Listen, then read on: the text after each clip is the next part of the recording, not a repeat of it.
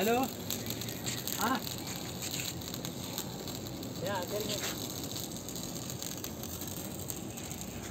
जबरदस्त।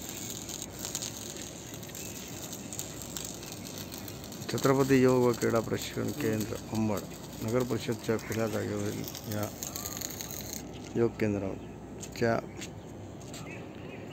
स्टेजच्या पत्र्याची हाईट वाढविण्याचे कार्य प्रगतीपथावर आहे।